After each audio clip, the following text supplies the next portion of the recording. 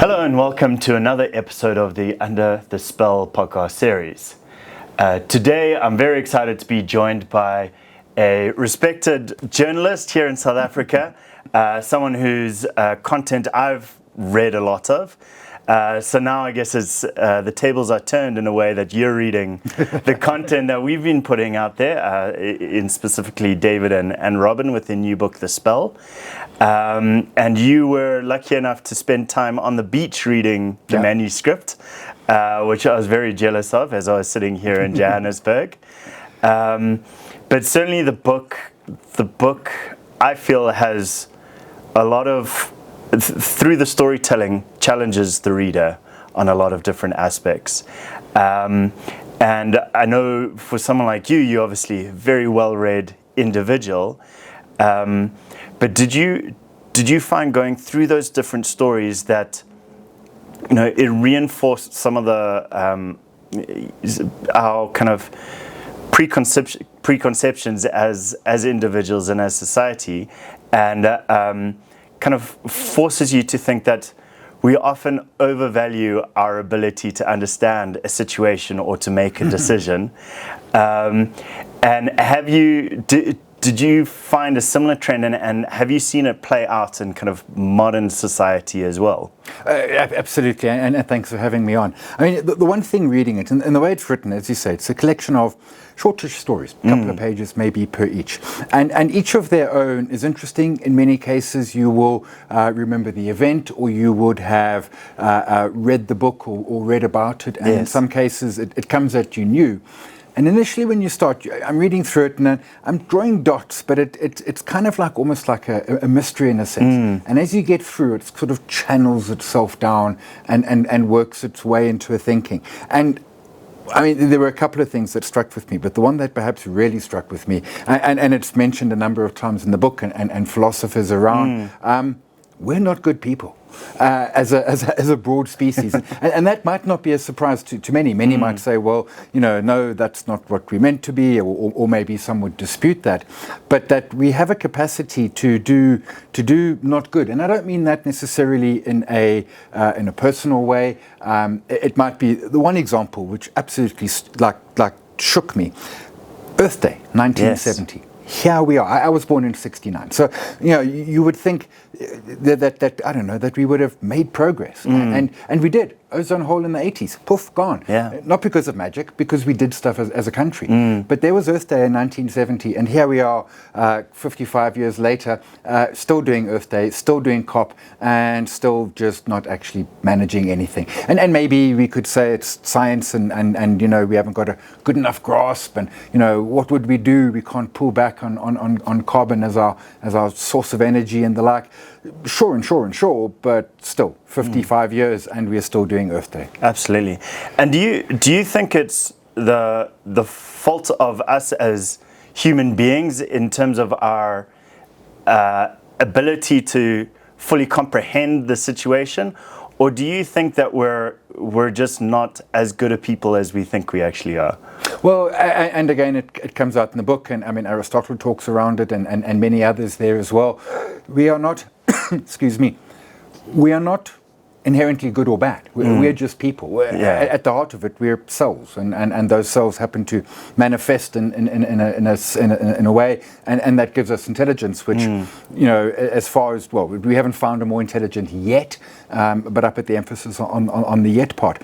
We're neither good nor bad. We are what we want to make ourselves to be. And when I say we, I mean the societal we in many senses. And I think that is, you know, if we go back, you know, maybe 1,000 years ago or so, we were different, but we were doing the same sort of things. And I think that desire, or that belief, or that instruction that we should do good, I do think it's being eroded more now than it has been in the past. But I suspect that might just be personal bias, because I'm alive in this moment and I'm not in previouses. But another example, grew up a teenager in the 80s, new wave music and the like, and Cold Wars and the threat of nuclear war and the like, the apartheid locally. And I remember when the Berlin Wall came down, 11 November 1989, the photograph in what would have been the Daily News, which was my local paper the next day, of the wall being taken down. I clipped it out and I thought to myself, this is it. We have won. And by we, I mean the good. And again, here we are now 36 years later, and well, no, that pendulum had swung, but I think it is a pendulum. And I think it swings from one side to the other, both in societies, but probably also in individuals. Yeah, absolutely. And that was a particular moment where you feel like us as humanity, we're progressing, we're becoming better. The capitalism has beaten communism without bloodbath. Yes, just at the stroke of a pen, almost. A peaceful negotiation. Exactly. Do you think you made mention that you feel like kind of the sense of goodness is perhaps feels like it's eroded after the last couple of years? Is there anything in particular that you think is causing that? Yes, I think there's a lot to it. Social media. I mean, social media is toxic. And to be clear, I'm on social media. I got onto chat forums back in the Telcom, what were they? The bulletin boards. I forget what they were called. This goes back to the 80s, more aggressively in the 90s. And my first Twitter handle was @Simon. I was so early to Twitter, but then someone offered me $100 for it, so I gave it to them, and I became Simon PB. Things like that absolute interconnectedness. What someone will say to me on social media by the anonymousness of bits and pieces, they would never say to them. It's so social media, I think, it is absolutely a part of that problem. I then think that there are forces, and I use that obliquely, but we can come to more direct examples in a moment, who then use that for their own purpose. And President Trump is one who absolutely has. He is the classic divide to rule type of scenario, rather than the sort of unite to rule. And my sense of, and let's stay with American politics a moment, there would be this intense presidential election. Somebody would win, a Reagan, a Bush, another Bush, a Clinton, an Obama, whoever it might be. Someone would win, and things would kind of go back to normal. Okay, it's over. And yes, they were up there representing one half, but they are here for all of us. And I think we are starting to lose that, all of us, perhaps.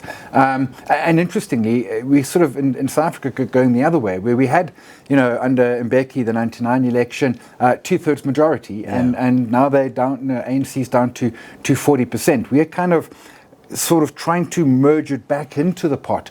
Other parts of the world are very much trying to divide it in a sense. Yeah, absolutely. You can't help but feel like we're in one of the most polarized times that we've seen in recent history, and throughout the spell, it takes us through various different narratives, and sometimes these narratives don't always align. You have different perspectives. You got different versions of the truth and history. For someone like you, who is a journalist who spends their career trying to provide some version of the truth, how does that make you feel? How do you manage that? I mean, it's hard. I always wanted to be a journalist, and I came here by a sort of curious and long road, but it's where I am now, and I love what I do. And certainly, I used to believe that there was a truth. And then I started to realize that there were interpretations of the truth, but I still believed that perhaps there was a truth. And now I still like to think I do believe that there is a truth, that there is a kernel which you can get to and say, this is it, this is the truth, this is what matters, and everything else not. I think that's probably true. I don't think it matters as much as I believed it did. I think how the truth is presented, how it's used, how it's weaponized or not weaponized, as the case may be, how it's perceived, I think those are probably the more important point, rather than an absolute. And when you step back so I'm in finance, in one sense, you can say, well, a company publishes a set of results, there's truth.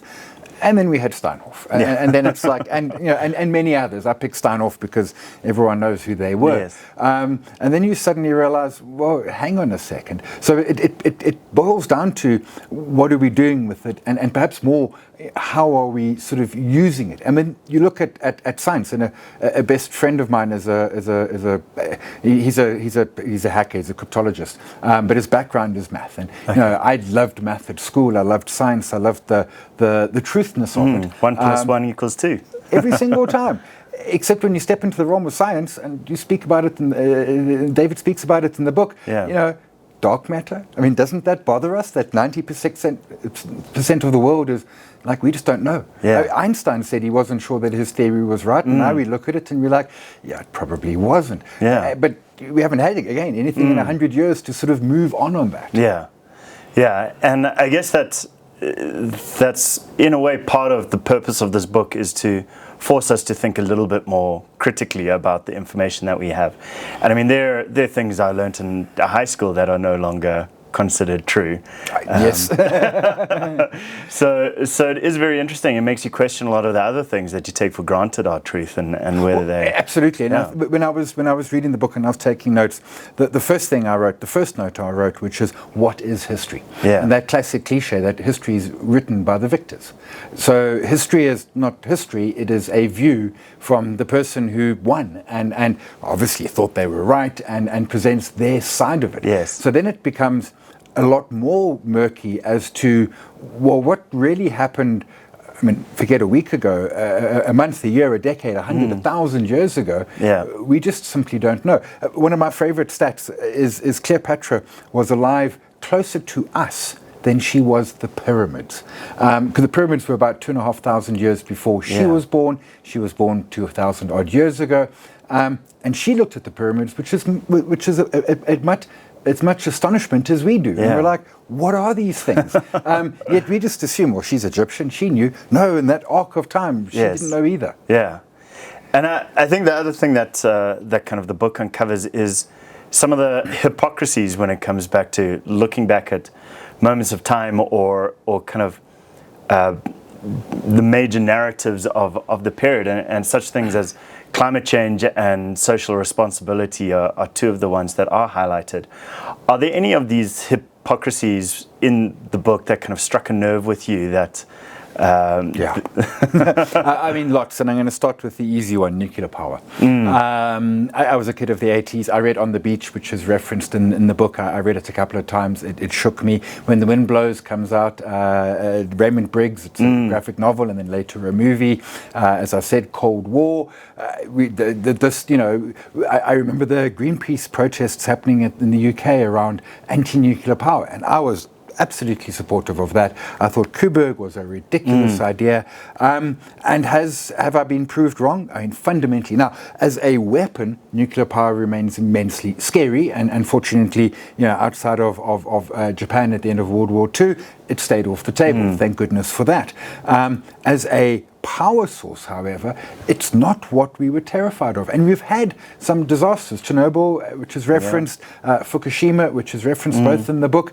They were major meltdowns, and yet we have earthquakes in Turkey that more people die as a result of. Yeah. So it was that, my hostility towards nuclear power, and now Microsoft wants to reopen 3 Mile Island because we need it for data centers. Yeah. And the realization that what I just took to be, again, a truth, well, no, it wasn't. And to be clear, there are challenges with nuclear power, and it's expensive, but it's not dangerous, which is what we thought it was back in the 80s. And I'm going to blame youth and ignorance, but the point is again, something I believed to be true. We now look back and we have provable examples that says, nuclear power is not nearly as dangerous as, frankly, a coal-fired power plant out in, in Mpumalanga somewhere, spewing toxins into the atmosphere. Yeah, no, absolutely. And you talk about your beliefs and them being challenged. The book takes us back to ancient Greek philosophers, and what's fascinating is that a lot of the things they were grappling with are matters that us as individuals in modern day are still grappling with. Understanding, who we are. Do we have a soul? How does the mind versus the brain work? None of these things over centuries and centuries have we actually been able to solve. Did you find, in terms of your beliefs, that some of them were challenged while reading this book, or that it kind of pushed you into a slightly different perspective? I think one of the early chapters is Aristotle talking around, and I've mentioned it already, we're not innately good or bad, we're just beings. But one of the things in the email which I sent to you was particularly around religion. As a youngster, as a younger teen, I was going to church and Sunday school and summer camps and stuff. Not so much because of the belief in God. My family moved 20 times before I was 10, and it was that sense of community. And I had, in a sense, forgotten that, what I had found in religion. And I'm atheist, and I haven't been to a church outside of weddings and funerals in 40 years. But there's something in the journal of it, of religion as a concept, which I had perhaps forgotten. And if you read all the major and even minor religions, and you read their texts, they talk around a caring. And if you use the Ten Commandments as just the one everyone knows, and it is Old Testament, so there's some weird stuff in it about idols and only one God and stuff like that. But if you look at what you've got there, which is, love thy neighbor, do not steal, do not kill, do not commit adultery, respect your parents, no one looks at that and says that is anything but not a good way to live your life. Sure. Everyone can agree, doesn't matter which side of which spectrum you're on, everyone can look at that and say, this is a nice way to look at it. And at the same time, you've got the US government shutdown and the accusation that foreigners are getting healthcare and shouldn't be given healthcare. Debate that's happening locally in South Africa, debate that's happening in the UK. So juxtaposed with that is we must watch a foreigner bleed to death in a hospital ward because they're different than us. Yes. And that shook me. That absolutely shook me. That, in a sense, we almost kind of had the recipe. We just, for reasons I can't quite get to, because social media and President Trump are easy excuses, but they're not the root cause of it. We are so far from where we could be. And what hit me was the what if? What if everyone out there kept a 10 commandments in their head and largely lived to that? What would we have today? And I don't just think it would be better interpersonal and less war and less conflict and theft and corruption. I think it would be better for everything. I think it would be better for science. I think it would just be a broadly much better planet that we're living on. Absolutely. And having these thoughts, does it leave you worried at all for our future and the trajectory that we're on? No more than I was before, because I am worried. Make no mistake, my niece and nephew are teens, and I look at them and I'm like, when I say I can't comprehend what they're going to experience in the next 70, 80, 90 years of their life. I really, really can't. I look at what's happened in my life. In my lifetime, we got TV, we got color TV. Now I've got TV on my phone. It goes everywhere with me. It's just, and of course it was linear TV, and during the day there was test patterns, stuff like that. Does the book make me more worried? I think it affirmed my concern for where society is. I think it also affirmed my concern that I'm not sure that the movement of right, and I use that very loosely as the people who are good, and I use that very loosely.